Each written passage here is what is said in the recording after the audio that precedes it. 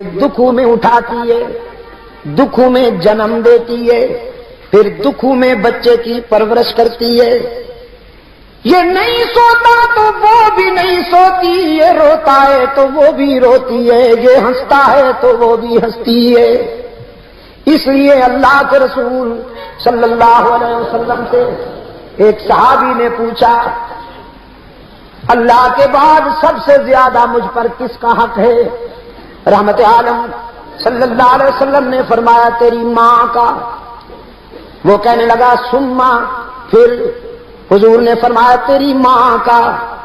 اس نے عرض کیا سما، پھر حضور نے فرمایا تیری ماں کا۔ پھر پوچھا حضور اس کے بعد؟ رحمت عالم صلی اللہ علیہ وسلم نے فرمایا سما ابو کا، اس کے بعد تیرے باپ کا حق ہے۔ ماں بڑی قربانیاں دیتی ہے، اس لیے ماں کا دل نہ دکھایا کرو۔ سرکار دو عالم صلی اللہ علیہ وسلم کی خدمت میں اطلاع آئی، ایک شخص کئی دن سے سکرات میں مبتلا ہے، جان نہیں نکل رہی، بہت قرآن کریم تلاوت ہوا، دعائیں مانگی گئی، لیکن اس کی مشکل حل نہیں ہوتی۔ رحمت عالم صلی اللہ علیہ وسلم نے فرمایا اس کی والدین زندہ ہیں یا نہیں؟ بتایا گیا حضور اس کی ماں زندہ ہے۔ رحمت عالم صلی اللہ علیہ وسلم نے فرمایا اس کی ماں سے کہو میں تجھ سے ملنا چاہتا ہوں، اگر آ سکتی ہو تو آ جاؤ ورنہ میں آؤں گا۔ وہ بوڑھی ضعیفہ رحمت عالم صلی اللہ علیہ وسلم کا پیغام سنتی ہے، کہنے لگی چل تو نہیں سکتی لیکن اللہ کے محبوب کے پاس ضرور جاؤں گی۔ لکڑی کے سہارے آئی، رحمت عالم صلی اللہ علیہ وسلم نے فرمایا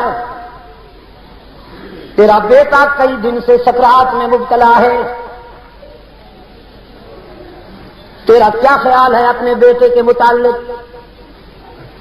کہنے لگی بڑا نمازی تھا، اللہ کے رسول بڑا نمازی تھا، قرآن بھی پڑھتا تھا، روزے بھی رکھتا تھا، حج بھی کیا، زکوٰۃ بھی دیتا تھا، جہاد میں بھی حصہ لیتا تھا، بہت نیک تھا۔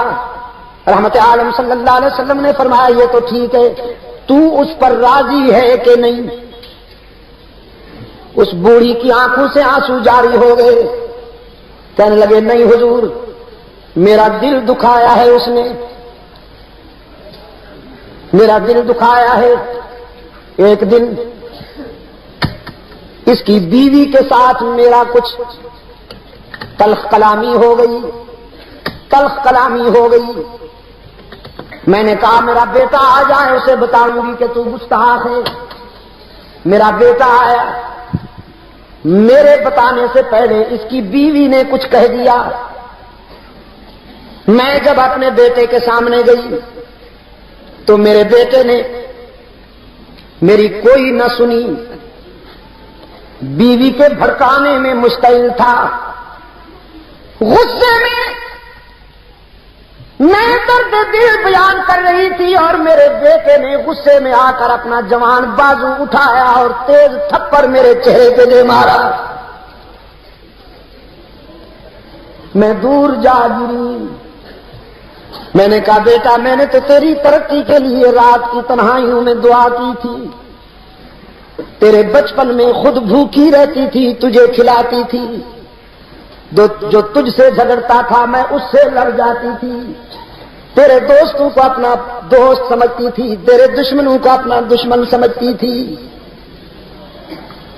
تو بیمار ہوتا تو ساری رات تجھے اٹھا کر میں لوریاں دیتی، لیکن آج تیری جوانی میرے لیے رسوائی کا سبب بن کر آئی ہے، تو کتنا نمک حرام نکلا۔